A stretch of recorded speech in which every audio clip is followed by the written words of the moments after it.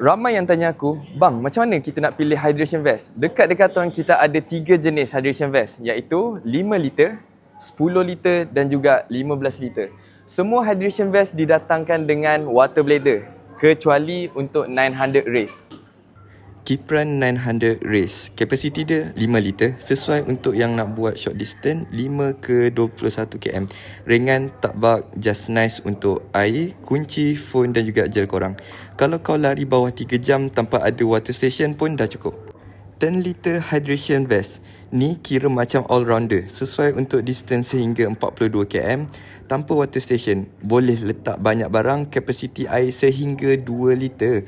Boleh letak soft flask, electrolyte, power gel, tuala kecil dan juga windbreaker. Kapasiti 15 liter ni sesuai untuk ultra runner yang self support. Kapasiti air sehingga 3 liter.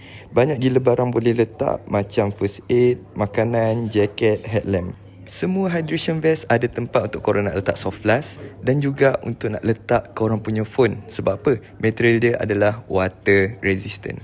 To conclude, 5 liter untuk short distance up to 21 km, 10 liter untuk various distance up to 42 km, and then last kali adalah 15 liter untuk ultra runners.